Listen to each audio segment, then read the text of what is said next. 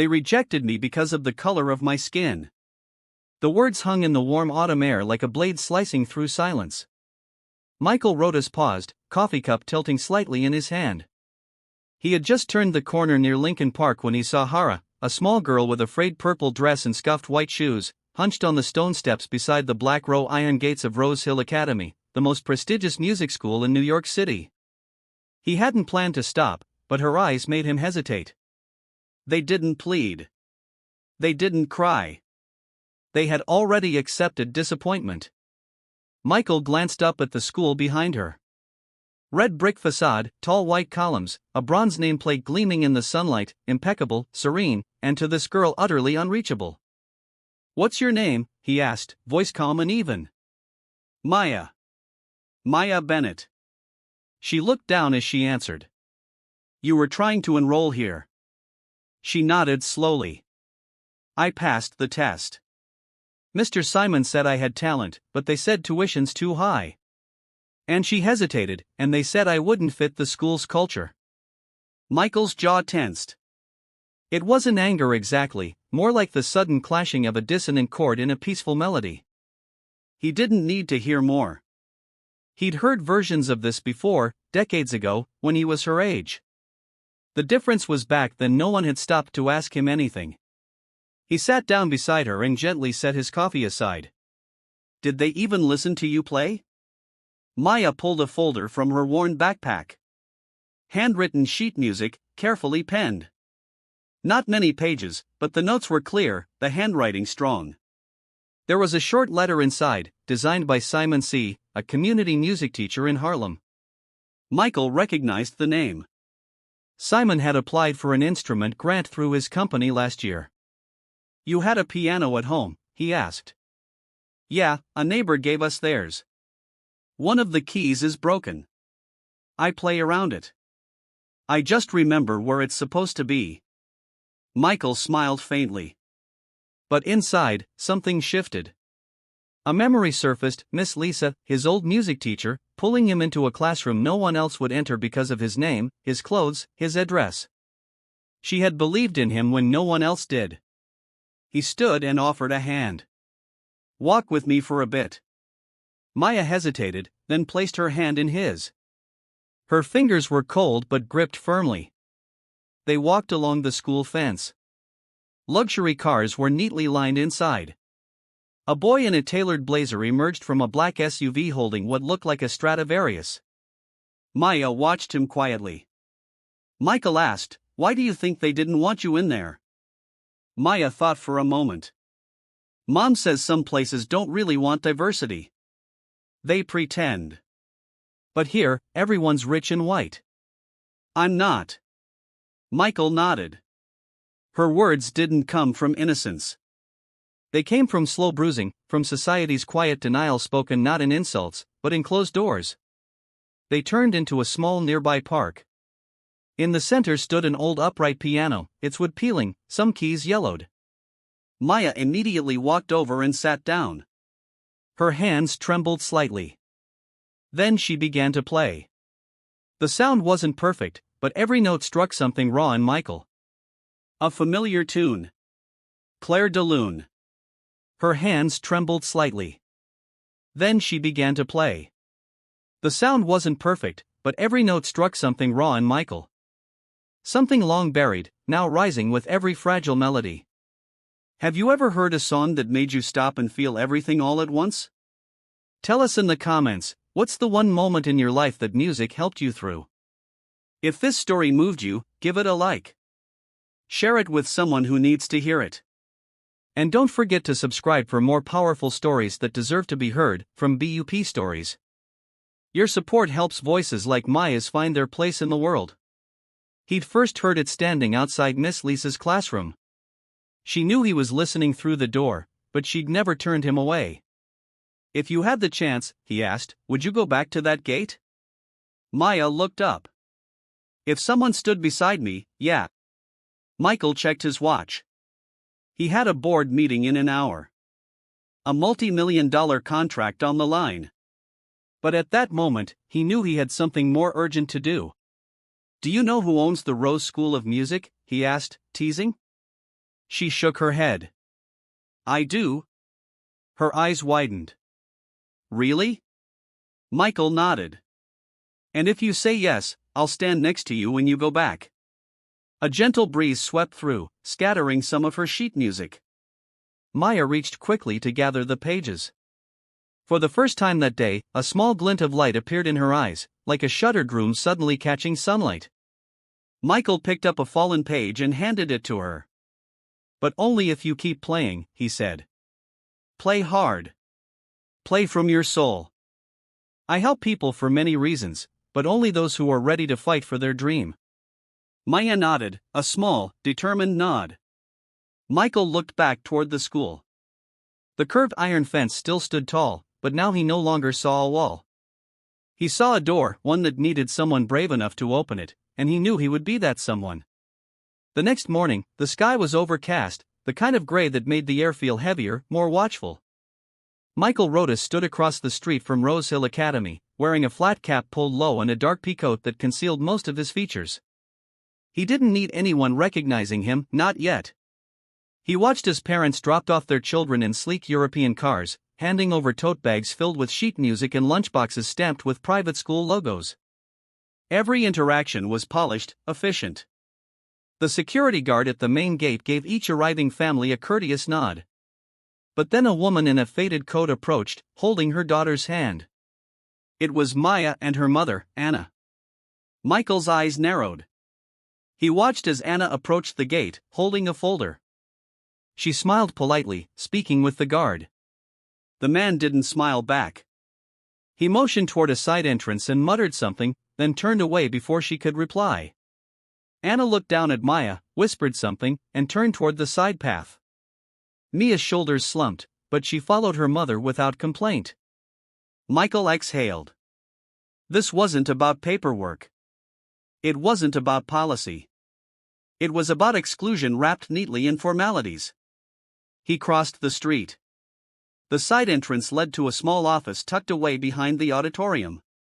It was technically a reception area, but more often used to handle visitors not deemed suitable for the front lobby.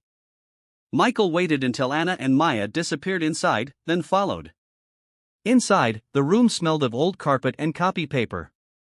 A woman behind a desk, short hair, horn-rimmed glasses, looked up. May I help you? She asked, tone clipped. Michael smiled gently. I'm here to inquire about enrollment for a family scholarship program I oversee.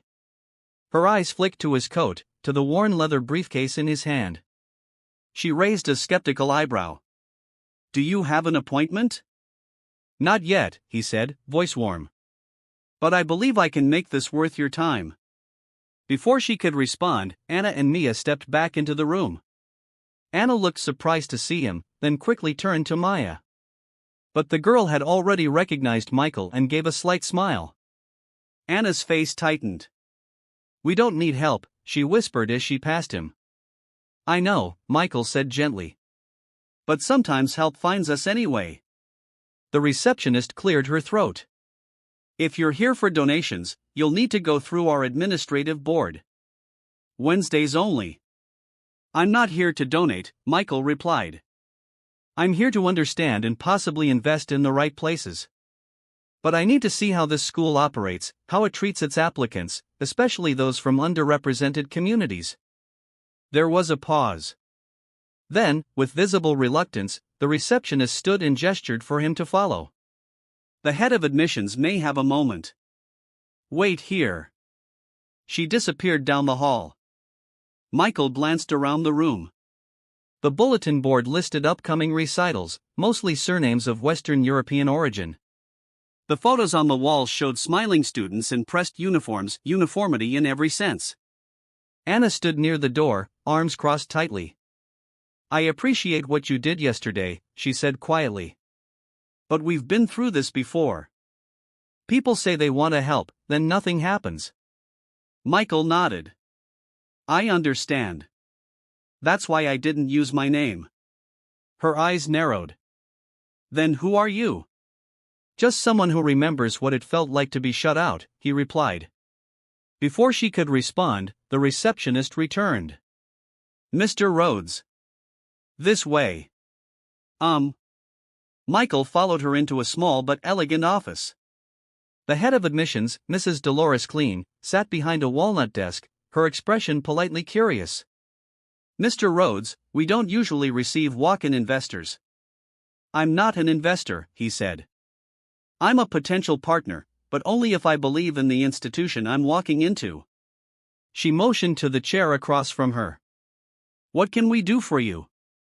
Michael leaned forward.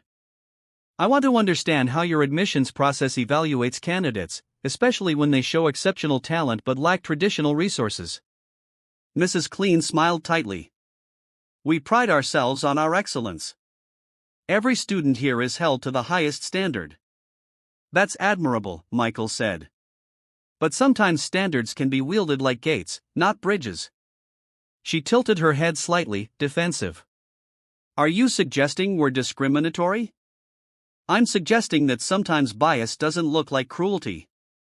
It looks like bureaucracy. It looks like ignoring a gifted child because her mother doesn't carry a corporate title." There was a long pause. Mrs. Klein's smile faded slightly. "We offer scholarships limited, of course, but our process is fair." "Then I'd like to observe that process unofficially. I run a foundation that supports arts education in underrepresented communities. I don't publicize it, but I watch. And when I see integrity, I support it." She studied him for a moment. "And if you don't see integrity, then I build something better." Her lips pressed into a thin line. "I'll arrange for a tour." Michael stood. "Thank you. And one more thing, don't let that little girl walk out those gates unseen. If this school is what it claims to be, she belongs here." Outside, Maya and Anna were already walking down the sidewalk away from the school. Michael quickened his pace and caught up. "I'm not done yet," he said softly. "And neither are you." Anna looked at him, exhausted, but still proud. "You can't fix everything." "No," Michael said, "but I can start with this." Maya looked up at him, hope flickering in her eyes again. This time, it didn't look like a dream. It looked like a door being unlocked, and Michael Rhodes intended to push it open. It was dusk by the time Michael pulled into the quiet residential block in Harlem, where he'd grown up. The neighborhood had changed, but some buildings still bore the cracks and character of a life lived hard and honestly. He parked discreetly and walked up the familiar steps of an old brownstone. His mother's former apartment now turned into a modest community center. Inside, the familiar scent of pine cleaner and wormwood greeted him. But more than that, the sound, soft, hesitant, and beautiful, echoed from the upstairs room. A student was practicing scales on the upright piano, just slightly out of tune, but still filled with longing. Michael nodded to the caretaker, an older man with a deep voice named Curtis, who greeted him with a surprised smile. "Well, if it ain't Mikey Rhodes back in Harlem, what brings you to the old house?" Michael smiled, just chasing a memory. He climbed the creaky steps to the second floor, walked past faded photographs of community events, and stepped into the music room. The piano stood in the same corner it always had. A few keys chipped, the bench still wobbly. He sat down gently, letting his fingers hover over the keys. He hadn't played in years. He pressed a single note, then another. Slowly, he found the chords to Debussy's Clair de Lune. The room, the piano, even the cracked windowpane all seemed to lean in closer. His fingers moved clumsily at first, but the rhythm returned like a distant friend who never forgot your voice. Behind him, the door creaked. A soft voice said, "I remember when you couldn't even reach the pedals." Michael turned. Miss Lisa stood there, cane in one hand, cardigan draped neatly over her shoulders. Her hair was whiter, her face etched with time, but her eyes were just as sharp and knowing. "You always came in through the back window," she added with a smile. "Thought you were sneaky," Michael chuckled. "You always left it unlocked." She came in slowly, took the chair beside the piano. "And now you own one of the biggest companies in the country. You made it." "Only because of this room," he said. "Because of you." Miss Lisa's eyes softened. "Then why do you look like a boy who's lost his way?" Michael explained about Maya, about the school, about the bureaucracy wrapped in polite exclusion. Miss Lisa listened silently, her hand resting on the polished edge of the piano like one might hold a loved one's arm. "She reminds me of someone," Michael finished. "She plays with the same fire and the same quiet belief that no one is ever really listening." Miss Lisa closed her eyes for a moment, then said, "So, what are you going to do?" Michael hesitated. "I don't know. I can expose them. I can fund her, but I can't give her what she really needs." And what's that?" "A place where she belongs. Not just a seat in the room. A place she's meant to take up space in." Lisa tapped her cane gently against the floor. "You think I left this piano for the city just for nostalgia?" "No, Michael. I left it because music should belong to every child who hears it in their bones. That includes Maya." Michael stared at the scratched surface of the piano. The initials MR were still etched faintly near the pedals. "I want to offer her more than a scholarship," he said. "I want to offer her dignity, a stage, a platform, a way to walk in through the front door without apology." "Then stop asking permission," Lisa said firmly. "You don't need their approval. You just need a plan." Michael looked up, and in that moment, something inside him clicked back into place. The boy who snuck into this room had grown up into a man who now held the key to a kingdom. It was time he used it. The next morning, Michael called his executive assistant, Evan. "I need a full report on Rose Hill's board, donation history, and scholarship allocations for the past 5 years, quietly." "Understood," Evan replied, barely blinking, and pulled a contact list of alumni. "I want to know who's supporting them and who might be open to change." He hung up and turned to his laptop. He drafted a letter, anonymous for now, to the local education board and a private auditor. Then he created a new folder on his desktop. Rose Light Initiative. Maya wouldn't be the only child to walk through those gates. Not if he had anything to say about it. That evening, he returned to the small park where Maya had played the broken piano. She was there again, this time with a sheet of paper in her lap, scribbling something. "You came back," she said, not surprised. "I said I would." She handed him the paper. A melody, carefully notated. Not perfect, but original. "It came to me this morning," she said shyly. "I thought maybe it could be something." Michael looked at the notes. A soft rising motive, hopeful, but restrained. He heard it in his head, heard her voice in every note. "It's already something," he said. "And now we're going to make sure the world hears it." Maya smiled, and for the first time it reached her eyes. Michael sat beside her on the bench. "Let me tell you about a piano, an old teacher, and a boy who once believed he didn't belong." And as the sky deepened into twilight, he began to play her melodies softly on a piano that had remembered everything. 2 days later, Michael Rhodes stood in the boardroom of Rhodes Conservatory's Midtown headquarters, the morning sun bouncing off the floor-to-ceiling windows and spilling golden light across the polished oak table.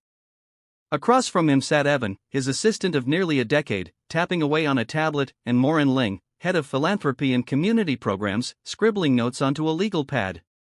Michael set down his espresso and folded his arms. "What do we know?" Evan looked up. "Rose Hill Academy has received over $2.3 million in private donations in the past 5 years. Majority of it funneled through legacy family trusts. Only 7% has been allocated to scholarships. And of that, less than 3% went to students identifying as Black or Hispanic." Michael didn't blink. "And the board?" Tightly controlled, Evan continued. 7 members, 5 of whom are alumni. The head of the board is Margaret Wexley. Old money, believes in tradition, doesn't respond well to change. Maureen added, she's also on the board of the Philharmonic Society and donates heavily to exclusive arts galas. There's a pattern, support for high arts but with a very narrow definition of who belongs. Michael leaned back, hands steepled under his chin. "So if we push too hard, they circle the wagons." "Exactly," Maureen said. "But if we show them that change is inevitable and that it doesn't threaten their prestige, they may shift." Michael nodded slowly. Then we don't fight them at their table. We build our own. He stood and walked to the tall window looking out at the city he loved. Maya is more than a cause. She's a symbol, and symbols speak louder than protests. He turned. I want to establish a new music fund. Rhodes Rising. We'll identify 10 children from underrepresented communities with exceptional potential, full scholarships, access to elite training, mentorship, a public recital at Carnegie Hall. Warren's eyes widened. That's ambitious. It has to be, Michael said. And Maya will be the first. Evan added. And the rest of the Rose Hill board? They'll find out soon enough, Michael said quietly. But first, we go back. That afternoon, Michael requested an appointment with Rose Hill's head of school, Mrs. Dolores Clean. He didn't come in with a security detail or press team, just Evan, a quiet briefcase, and a confidence built on decades of turning closed doors into open ones. Mrs. Klein's office was pristine, all sharp lines and curated restraint. She offered a tight smile as they entered.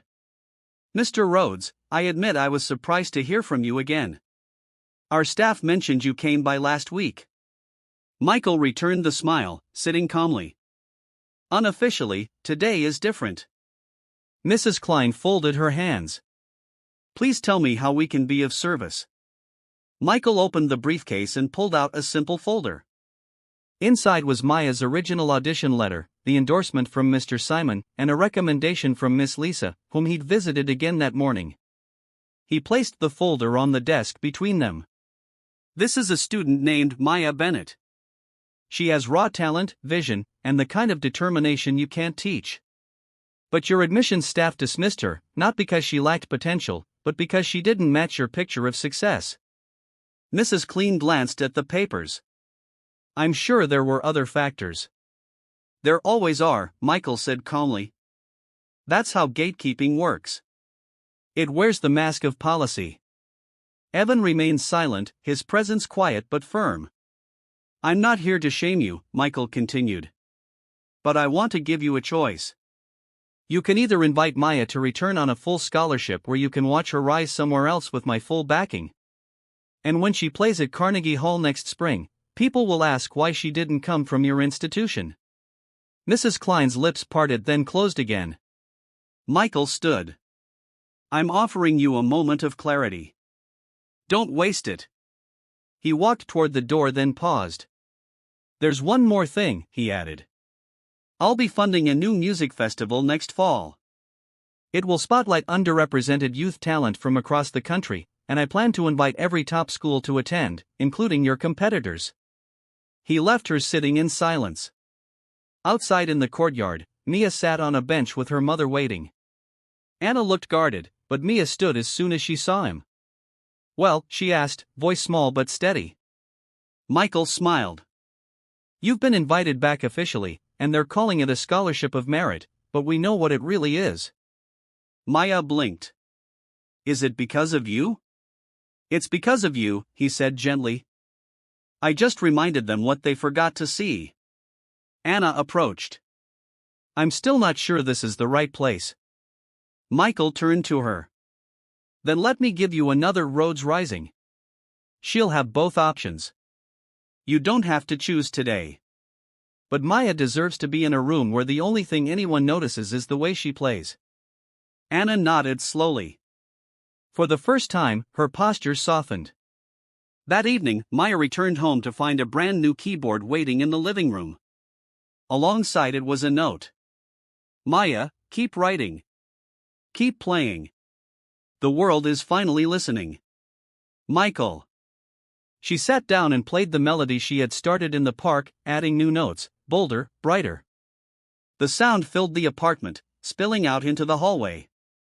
And in that sound, there was no doubt, no hesitation, only the clear rising voice of a girl who had been told no, and decided to play louder. By the second week of classes at Rose Hill Academy, Maya felt the weight of everything, the uniform that didn't quite fit, the unfamiliar echo of her name in the hallways, the subtle glances that lingered a second too long. It wasn't overt. It never was. No one said the words out loud, but she heard them in the silence after she entered a room. She walked the halls clutching her sheet music tightly, never letting her fingers loosen. Each day she arrived 10 minutes early and left long after the final bell. She memorized every corridor, every schedule, every name in her ensemble group. But no matter how hard she tried, she couldn't memorize how to belong. On Friday morning, she walked into her theory class just as the first bell rang. Abernathy, a tall, wiry man with silver-rimmed glasses and a posture as stiff as his starched collar, greeted her with a curt nod. "You'll be in Group B today," he said, barely looking at her. She moved to her assigned seat. The other students were already arranging their papers, chatting softly. The room smelled of lemon wax and ink. On the whiteboard, someone had written a quote in cursive: "Music expresses that which cannot be said and on which it is impossible to be silent." Victor Hugo. Maya stared at it for a moment, then lowered her eyes. The class began with harmony drills. Mr. Abernathy called out intervals and students sang them back in unison. When it came to Maya's turn, she hit every note with quiet precision. He nodded but said nothing. At the end of the period, he handed out a new assignment, a group composition project. "You'll each work in pairs," he said. "Create a short duet for piano and violin, emphasis on counterpoint and emotional balance." He called out names: Jackson and Reed, Allison and Maya, Bennett and Caldwell. Maya froze. Caldwell. She turned toward the back row where Caleb Caldwell sat. Blond, tall, sharp-featured. His father was a well-known composer. And Caleb wore that legacy like an invisible crown. He didn't move, just raised one eyebrow and met her gaze with a look that wasn't cruel, but wasn't warm either. He stood and approached her desk slowly. "Guess we're partners," he said. Not unkind, not welcoming. Maya nodded. "Guess so." They met in the practice hall after lunch. It was a long, narrow room lined with upright pianos and posters of famous alumni. Caleb pulled a chair beside the bench and placed his violin case on the table. "You can start," he said. "I'll follow." Maya raised an eyebrow. "You don't want to talk through a concept first?" "I just want to hear how you play," he said, his tone unreadable. She hesitated, then placed her fingers on the keys and began to play the melody she'd written at home the night before. A rising, searching line in a minor, hesitant at first, then steadier as it moved forward. Caleb listened, and for a moment said nothing. Then he lifted his violin, found the key, and joined in, adding a counter-melody, sharp and flowing. Their lines collided, tangled, and then almost imperceptibly merged. When they finished, the silence in the room was soft and thoughtful. "That wasn't bad," Caleb said quietly. "It works." Maya smiled faintly. "Music doesn't lie." Caleb packed his violin carefully. "You're good." "I didn't expect that." You mean because I'm new?" she asked gently, but her voice didn't hide the edge. He looked at her, paused. "Because you came in with so much noise, special meetings, an anonymous sponsor." "It's a lot." Maya stood, gathering her music. "That noise isn't mine. It was made to drown me out. I just keep playing." As she turned to leave, Caleb called after her. "I didn't mean it like that." "I know," she said. "But you thought it like that." That evening, back at home, Maya sat by her new keyboard. Anna cooked dinner in the next room, collard greens and cornbread, the familiar smell anchoring Maya like a steady rhythm. She closed her eyes and played the duet again. This time, she imagined Caleb's part weaving around hers. Halfway through, her mother peeked in. "That the school piece?" "May not." Anna smiled. "Sounds like something that could fill a whole room. A good room." Maya looked down at the keys. "Do you think people hear the difference between music made to impress and music made to survive?" Anna sat beside her. "Sometimes. Sometimes they don't. But you'll always know which one you're playing." Monday arrived quickly. The duet was due by Friday. Caleb and Maya met 3 more times, each session a bit less awkward than the last. By Wednesday, they were laughing between takes, debating tempo and phrasing. You know, Caleb said once after she corrected a rhythm in his part. You might be kind of brilliant. Maya smiled, not quite believing, but letting the words settle for a while. On Thursday, as they rehearsed in an empty recital room, Mr. Abernathy passed by the door and paused. He listened for a moment, arms crossed. Then, without comment, he continued down the hall. Later that day, Maya opened her locker and found a note handwritten on parchment paper. You play like someone who's already lived 100 stories. Don't ever shrink to fit silence. Mr. She held the note for a long time. At home that night, she didn't practice. She just sat beside the keyboard, rereading the message, thinking of the words, the melody, the unspoken things between each line of music.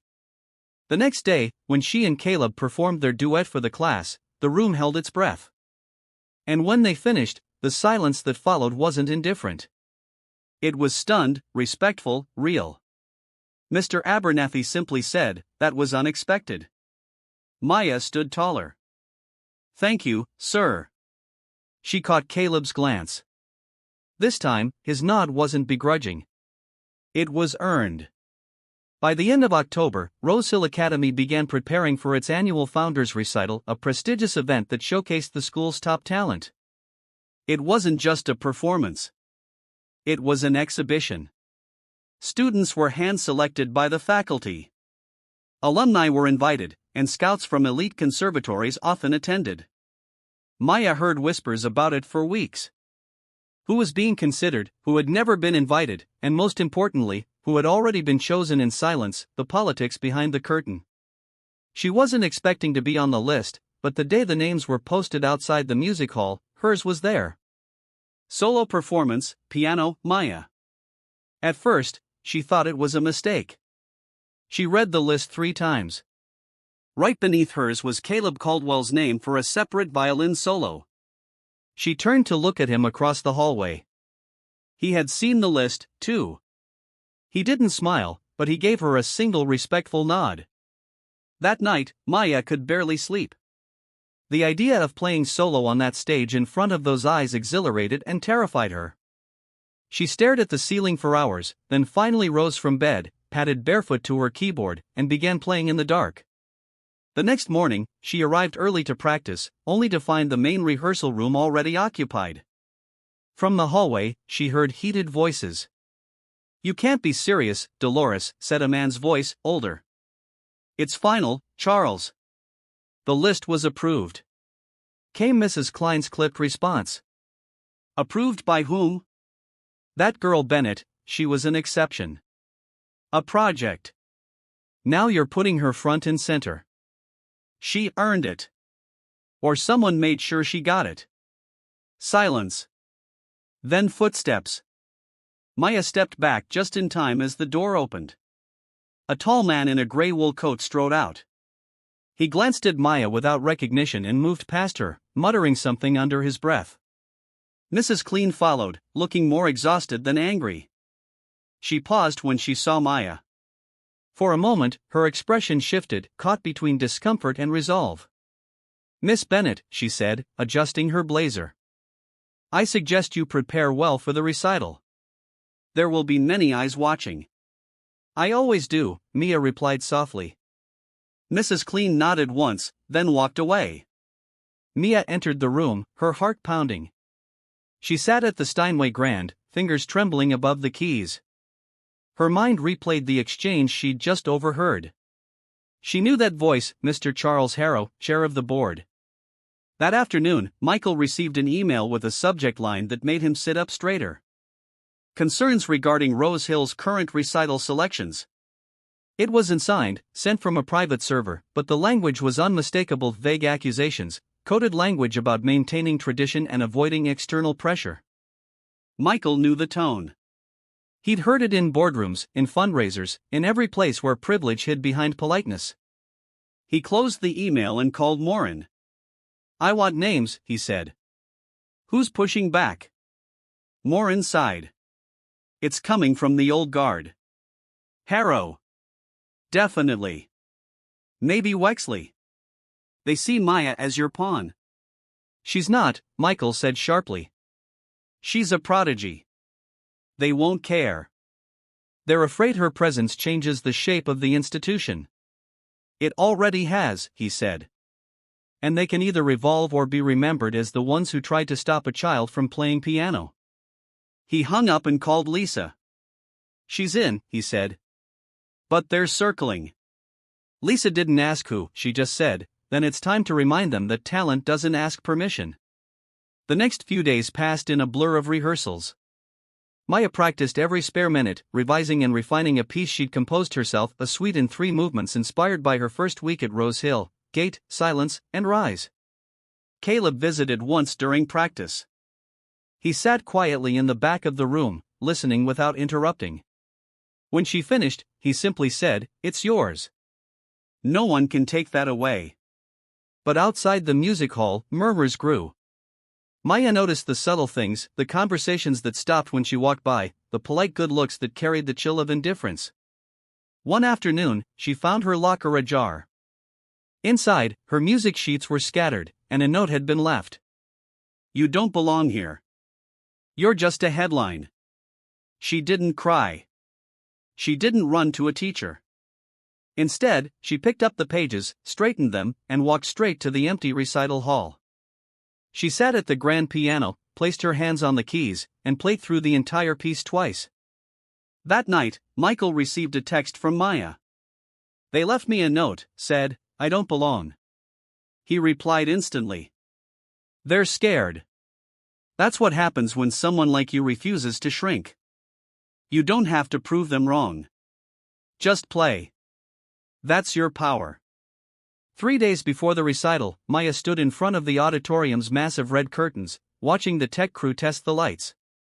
She imagined the audience, the rows of cold eyes, the polite claps, the critics with pens already ready to dismiss. She closed her eyes and imagined her mother in the back row, Michael in the wings, Miss Lisa somewhere in the dark nodding, and then she breathed in. This was her stage now. She had arrived not through legacy, not through connections, but through sheer unshakable music. And when the curtain would rise, it would not just reveal her, it would reveal the new sound of Rose Hill. One that couldn't be silenced, one that could no longer be ignored.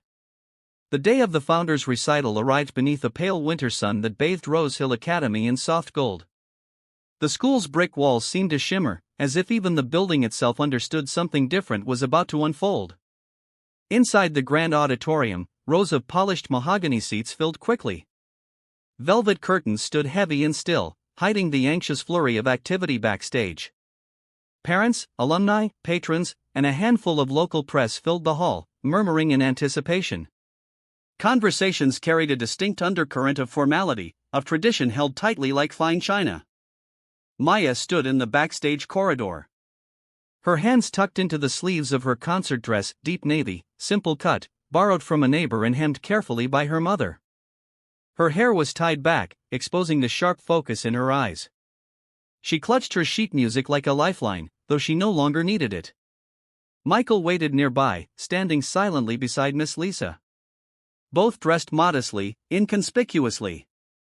Neither had announced themselves, but they didn't need to. They were there to witness, to anchor her. "You okay?"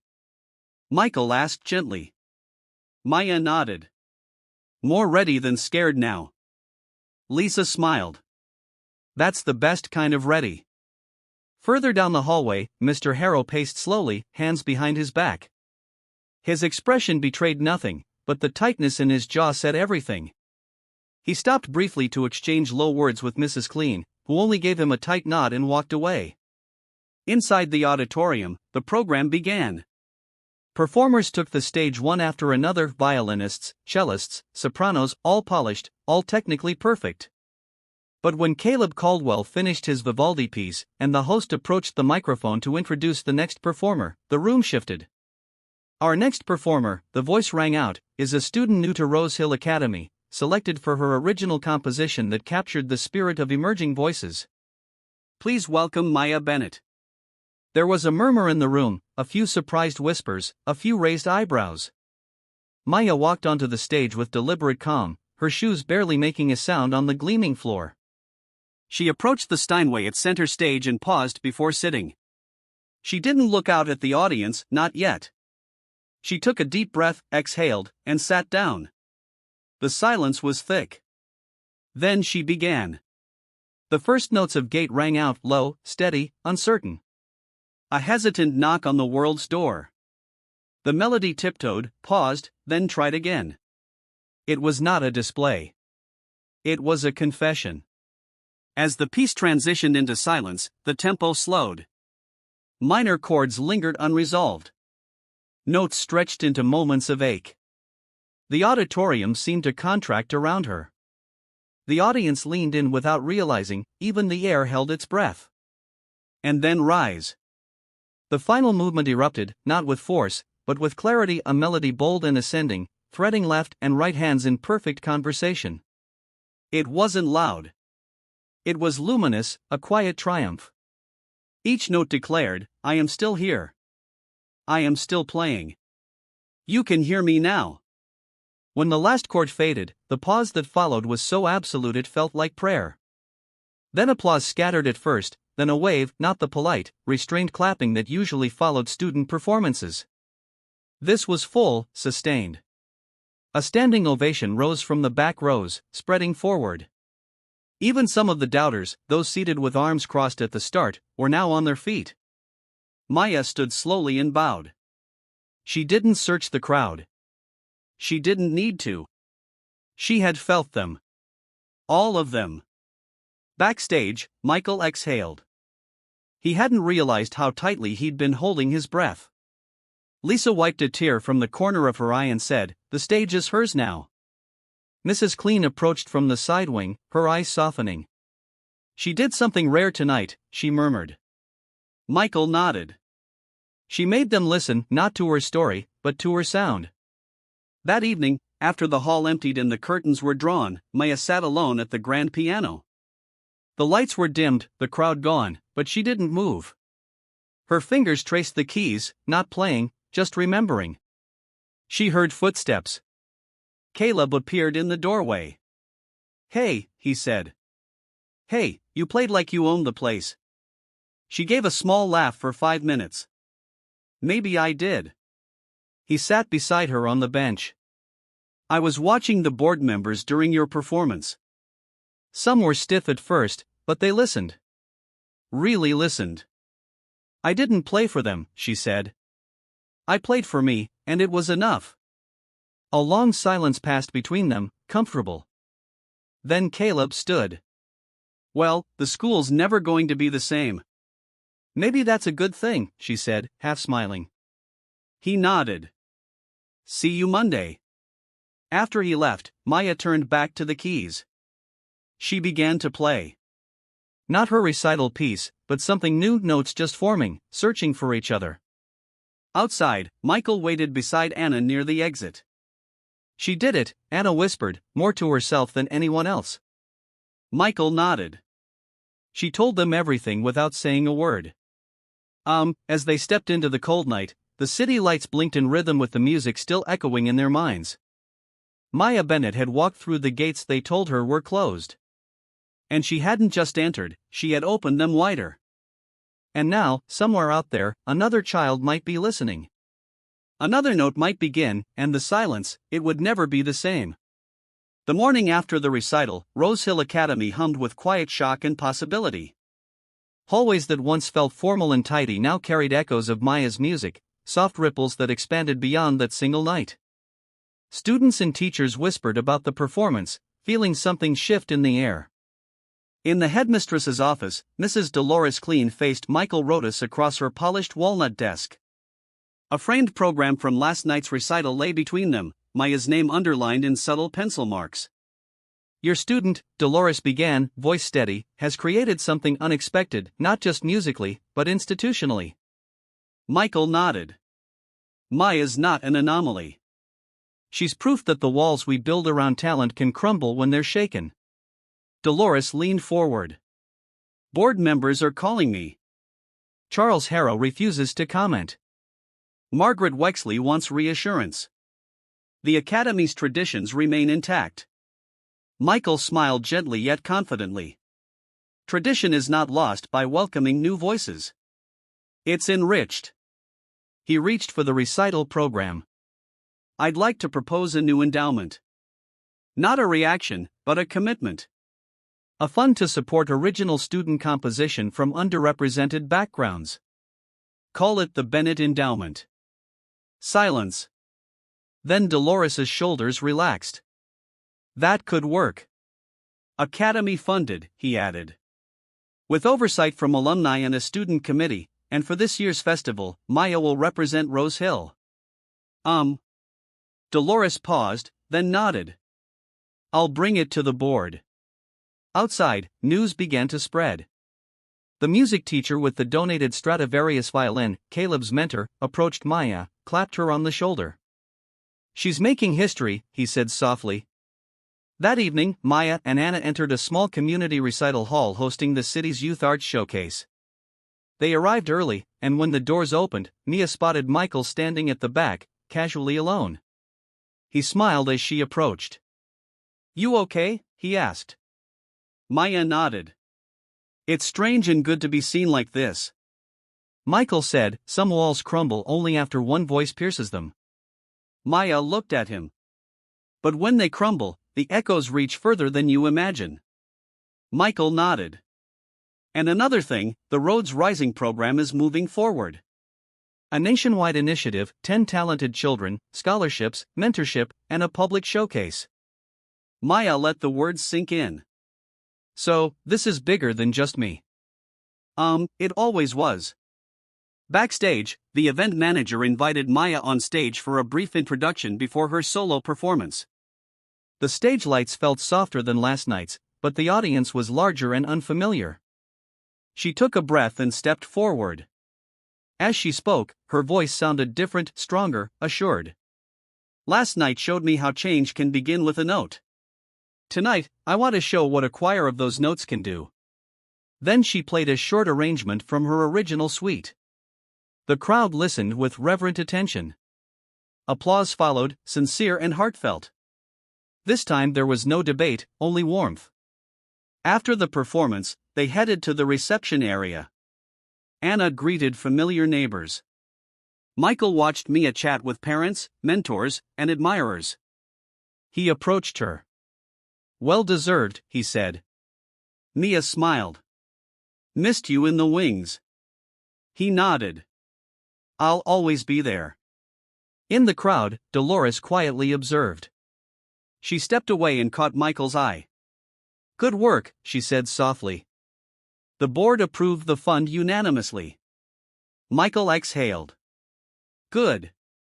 Dolores added, we'll honor Maya's name, Bennett Sweet Scholarship. Maya blushed. Thank you. Later that night, Anna tucked Mia into bed. Mama, do you think there's a place for people like me in this world? Anna kissed her forehead. You already found it, and now you're helping build it for others. Maya closed her eyes.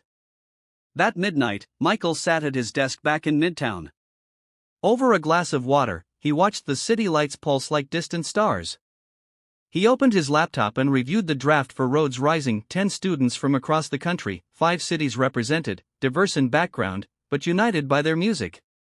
He smiled and typed a final note. Let's make some noise.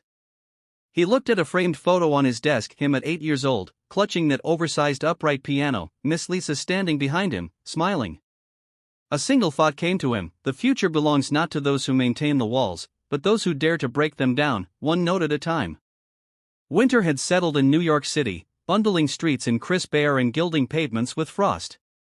But inside Rose Hill Academy, the pulse of change was warmer than any winter sun. The Bennett Endowment and Rhodes Rising initiative were officially announced, news that crackled through staff meetings, alumni circles, and the quiet corridors where Maya once felt invisible. Yet, even as applause echoed, murmurs grew darker. Midweek, Michael received an unexpected call from an anonymous tipster, voice low and urgent. There's talk of retaliation from the board majority. They're tightening belts, reallocating top-tier instruments away from scholarship students. They think if they starve them, they'll bend. Michael's heart clenched. He tapped notes on his phone. Stop. Advocate. Protect. Meanwhile, at school, Maya experienced it firsthand. She arrived early one morning to rehearse in the instrument library, a bright room filled with gleaming violins, cellos, and harps. But when she opened the glass case to retrieve her assigned piano score books, the corner of her music folder was gone. She searched every shelf. It remained missing. Concerned, she nodded as the door clicked behind her and she heard hurried footsteps. A senior student passed quickly, avoiding her gaze. She swallowed shame, left empty-handed, her hands trembling. At lunch, she told Caleb. He frowned. "You okay? That's sabotage, Maya?" She nodded, bracing. "I'm used to feeling unwanted, but this feels like punishment." Caleb squeezed her shoulder. "Come with me." They made their way through the labyrinthine halls to Mr. Abernathy's office, the same teacher who had overseen her duet. Caleb knocked. Abernathy looked up, surprised. "Sir," Caleb began, "Maya's music folder was tampered with. I want to report it." Abernathy frowned, adjusting glasses. "I didn't notice. I'll look into it." Something about his tone, the way he combed his hair, felt less certain than usual. That evening, Michael arrived at the school once more. Dolores was waiting in a small conference room. Concern etched deep lines across her forehead. "I heard," she said quietly. "I'm sorry. It's not over." Michael ran his hand through his hair. "I know. They're testing me and Maya, making sure the spotlight is uncomfortable." And Dolores sighed. "If they push too hard, they risk losing public trust. Alumni will talk, the press will smell blood in the water." Michael nodded. "We need to shine a light." He flipped open his phone and scrolled through messages. "I'm calling in a local education columnist, and our PR team will prepare a piece highlighting Maya's achievements alongside the school's new commitments." Dolores paused. "Do it, but carefully." They worked late into the evening, Michael drafting quotes, Dolores approving tone, both aware that one wrong sentence could backfire. 2 days later, an op-ed appeared in the City Art Review. "When talent breaks the mold, a new era at Rose Hill Academy." It celebrated the school's progress, showcased Maya's music journey, and closed with a challenge: will the academy allow its legacy to evolve, or will it retreat behind self-preserving walls? The editorial ended with Maya's name and a promise. "This winter, watch her rise." The reaction was immediate. Letters poured in, as some praising the school's new stance, others outraged that tradition was being politically weaponized. Inside faculty lounges, tensions flared. Alumni judgmental eyebrows lowered across gala invitations. The board waited to see if Dolores would distance herself. At school, Maya noticed the shift. The senior students who once greeted her quietly now offered forced smiles.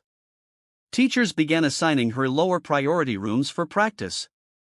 The instrument library where hers was slowly reclaimed. Still, when the tears threatened, she found Michael's note in her locker. "Remember, you belong here. They just need time." On Friday, Michael attended the student composition showcase held in a small recital hall, pulsing with hope.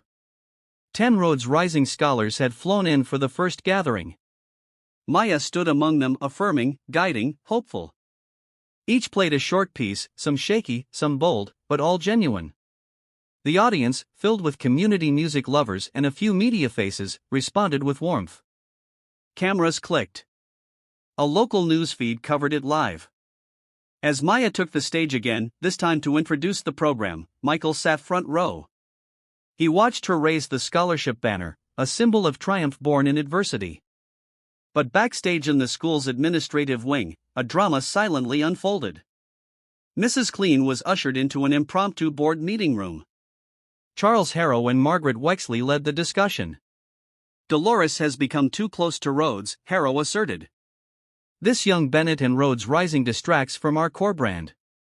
Wexley agreed. "We need a cutback plan. Recognition, yes, but scale it down. Make it symbolic, not systemic." Dolores, thin-lipped, reminded them gently. "The school's reputation is riding on this. We can appear progressive or paranoid, but not tokenistic." Charles sneered. Progressive is trendy, but patrons care about prestige, and prestige doesn't reserve seats for underdogs. Dolores's eyes flashed. Without evolution, we're irrelevant. She leaned back. You push literacy of classics, but Maya composes new ones. That's a win we can't ignore. A hush followed. Charles looked away. Margaret sipped tea, calculating. Then she said, let it run for another season. Half the cohort, but keep control. Dolores's shoulders fell in relief. Still, a sting remained. The next morning, the halls of Rose Hill Academy felt unsettled. Maya entered the library and found her folder returned, but with several pages missing. The piano room was open, but one of the benches had been replaced a different model, colder. Melody shifted in the air, but expectant. Caleb appeared next to her. He offered a smile. They're keeping you, at least for now.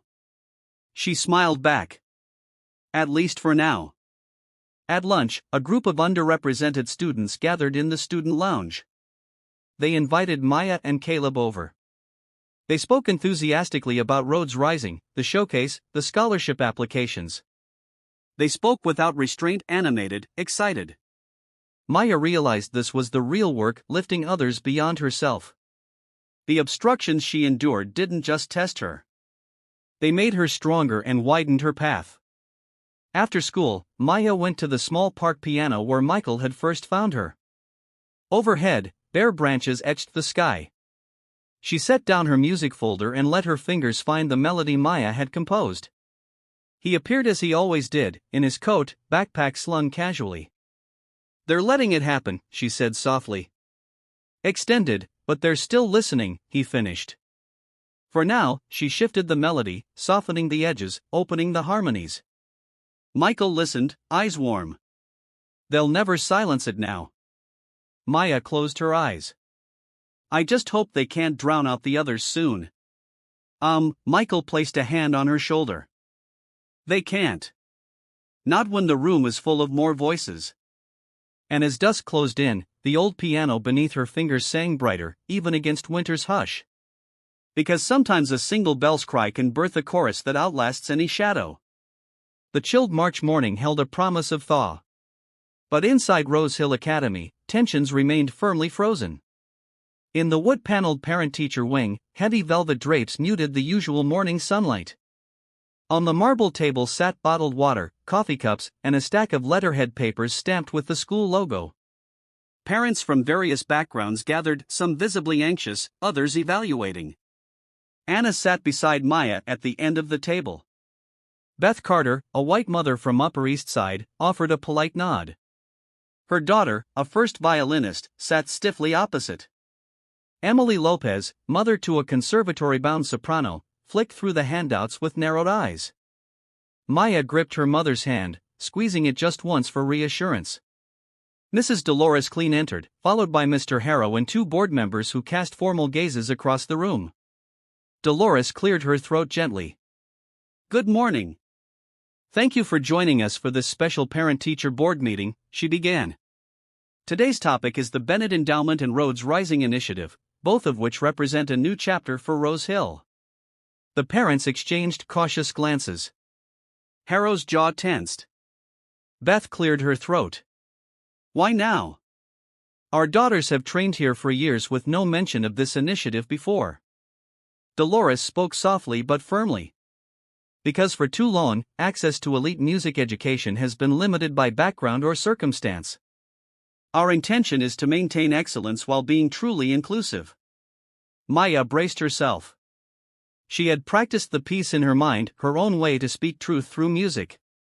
She pushed thoughts aside and focused on her mother. Anna cleared her throat. Dolores. It's clear this benefits many students, but I'm worried it may dilute resources or signal a shift away from the standards Rose Hill is known for. Mrs. Clean nodded. That concern is shared, but we're implementing measures. Scholarships come with accountability recitals, mentoring, attendance. We want to uplift, not change the tradition. Mr. Harrow leaned forward. And what about instrument access? Funding? Who pays if these students need private tutors? Sir, have fewer siblings to split the costs. Michael rose from the back of the room. He felt Maya's grip tighten. She watched him. He'd been there to support, but also to speak. Now was the moment. I'm Michael Rhodes, he said, founder of Rhodes Rising. I want to clarify something. This initiative is not aimed at replacing existing structures. It's meant to strengthen them. I've committed personal funds to support private tutoring, instrument acquisition, travel to competitions, and mentorship. All zero burden on the school's budget. Faces shifted. Emily Lopez looked skeptical, eyebrows lowered. Michael continued. I'm also a parent and alumnus.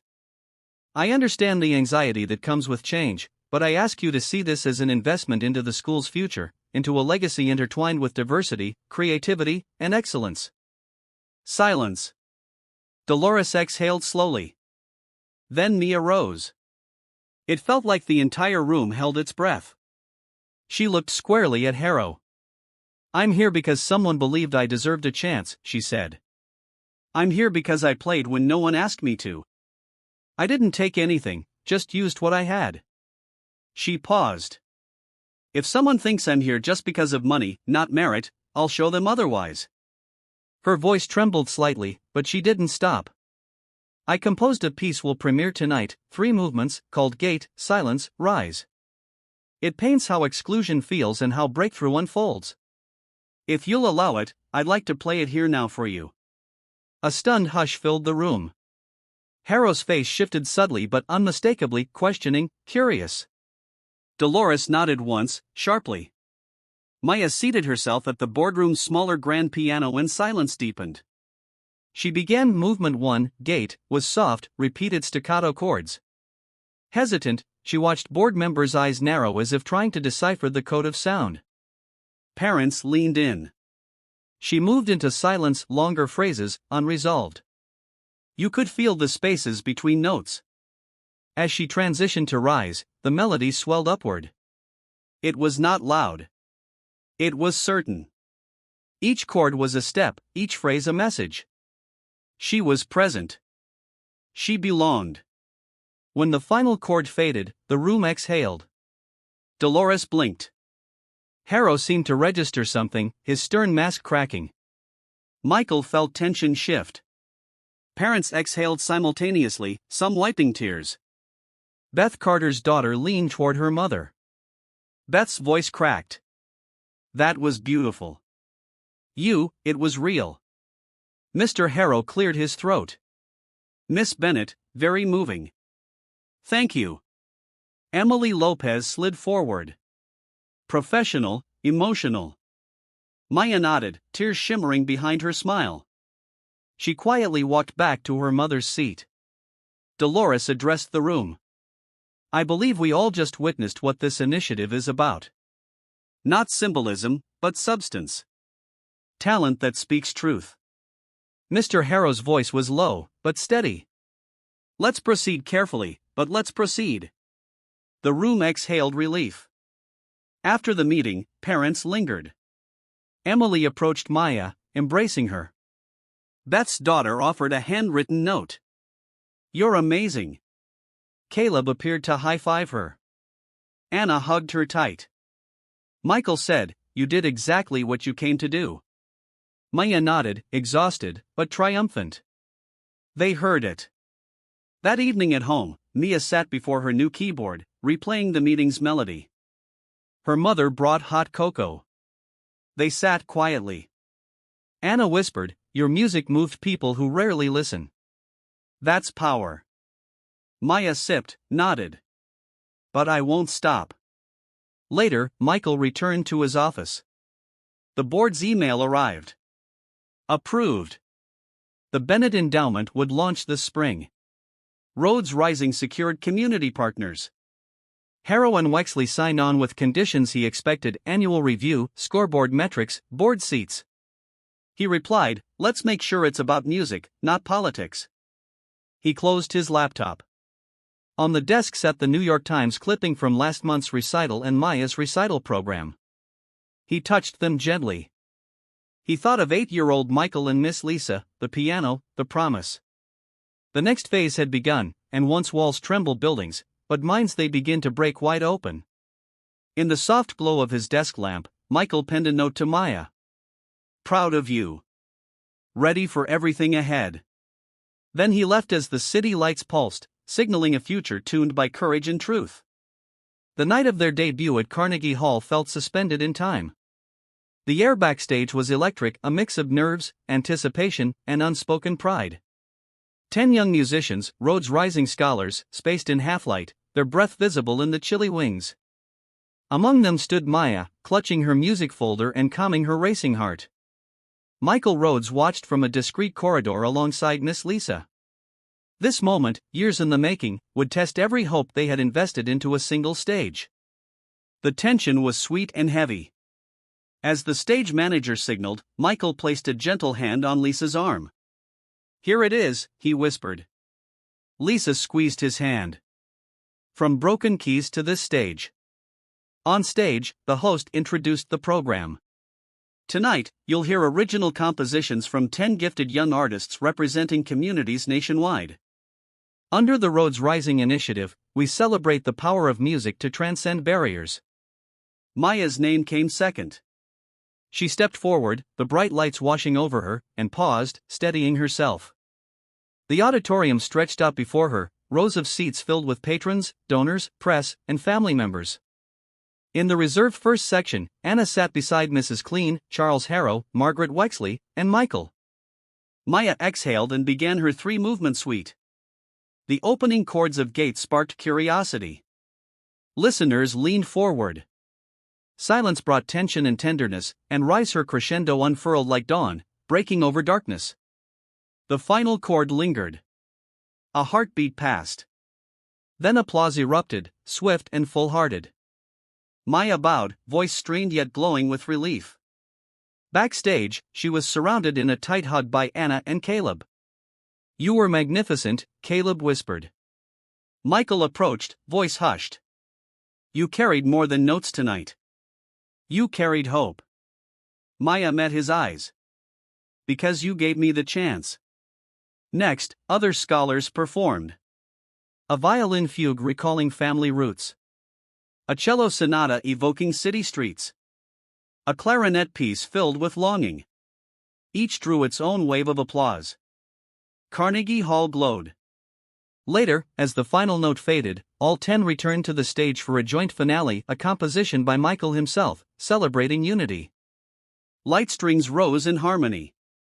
Rhythms intertwined like hands clasped in solidarity. The audience rose in unison. In that single moment, every barrier, class, tradition, fell silent before possibility. Backstage after the ovation, Mrs. Clean appeared with tears in her eyes. Even Charles, stiff-backed, offered a respectful nod. Margaret's face bore a quiet pride. Anna hugged Mia again. You did it for all of us. Mia looked at Michael. He wrapped his arm around her shoulders. No, he whispered. You did it for yourself and for those still finding their voice. Miss Lisa joined, eyes shining. You gave them all a stage to stand on. The group moved into the reception hall adjacent to the stage. Champagne flutes gleamed despite the modest setting. Donors, community leaders, families mingled, some newly inspired, others humbled. A local newspaper editor approached Michael. This initiative could change the landscape of music education. Are you planning more? He nodded. Yes. Next season, 20 scholarships, and we'll build programs for each scholar, mentorships, touring ensembles, recorded albums. The editor's smile widened. We'll run a feature next week. As the event wound down, Maya slipped away to peek backstage one last time. She saw her piano now dark. She whispered, "Thank you," and brushed her fingertips across the bench. Later, Michael and Maya exited Carnegie Hall into the cool night. A solitary saxophonist played down the street. Mia paused to listen, the melody winding through the city lights. Michael offered his arm. Let's go home. Anna, walking beside them, spoke softly. Thank you. Michael squeezed her hand. Thank her. She's the reason. Maya looked up, breath visible in the chilly air. Do you think more kids like me will get turning points like this? He smiled. We'll make sure they do. Anna leaned into Maya. And they'll know they belong. In the glow of New York's midnight shine, Maya felt the weight of a moment expanding. One performance, 10 voices, a single piano that opened doors wider than any gate ever could. Carnegie Hall closed behind them. But its harmony, born from courage, would resonate in their lives and many others to come. When spring warmed the city, the world shifted, not just in weather, but in hearts. Rose Hill Academy's spring semester bloomed with fresh faces and cautious hope. The Bennett Endowment and Rhodes Rising program had become more than initiatives. They were lifelines woven into the school's identity. In a modest recital hall at the community center in the very brownstone where Michael had reconnected with Miss Lisa, a celebration gathered 10 scholars, 10 compositions, 10 stories, and at the center of it all stood a brand new upright piano, polished, warm, inscribed with, for every voice, a seat at the table. Michael stood beside Miss Lisa and Mrs. Clean. Caleb waited nearby, violin in hand. Anna and Mia stood by the piano. They had practiced side by side for weeks. And tonight, Mia was to perform not one but 2 pieces, her suite and a duet with Miss Lisa, the final piece validating what began years ago. As Mia walked on stage in a flowing teal dress, simple, dignified, the crowd rose in greeting. She paused, acknowledging Mia's eyes shining with steady purpose, then motioned to Michael. He nodded, reminding her silently, this isn't just about you. It's for them all. Maya began the first movement of Suite of Becoming, gait, rich with the hesitance and hope she carried as a child. The audience leaned forward. In the middle, she completed her suite with renewed strength, silence, resolving into rise that soared and landed softly as though holding a promise. Then Miss Lisa took the piano bench beside her and together they played Echoes of Home, a piece their fingers crafted in late-night sessions, weaving mentorship and memory into music. It ended in a final chord that hung warm, unashamed, complete. Applause filled the room, rose, and settled into admiration. Tears glistened in the older audience members. Anna wept silently. Miss Lisa's eyes were luminous. Michael looked on, breath held until the last note faded. After the performance, they stepped into a small reception in the hallway. Scholars raced to greet Maya. Parents, community members, even board reps and alumni gathered. Mrs. Clean approached. Rose Hill will be partnering with your center, she said. We'll rotate our ensemble rehearsals here. She turned to Maya. Thank you for showing us what inclusion looks like. Maya nodded. Thank you for listening. Later, Michael led Anna and Maya home through tree-lined streets. The brownstone glowed, a comforting anchor. Inside, the modest living room was a sanctuary, worn rug, family photos, the new piano where their duet had taken shape. Maya walked to the piano and sat. Anna sat beside her, quiet. Michael stood near the window, watching mother and daughter connected through melody. Maya began to play softly, improvising. The song spoke of new beginnings, gentle arpeggios rising and falling like breath. Anna closed her eyes, letting the music settle in. When the final chord dissolved, Maya looked up. Mama, I think maybe one day I can do for someone else what you and Miss Lisa and Michael did for me. Anna's voice trembled with gratitude. Sweetheart, you already are. Michael joined them, placing a hand over Ma's on the piano. This is only chapter 1. Thousands of children are waiting for their chapters. Maya smiled, hopeful. Then we write them all with music. Anna kissed Mia's forehead. And with love. Michael turned to them both, eyes soft yet resolute. From now on, every voice counts. Every note matters. Maya stood, wrapping arms around her mother and Michael.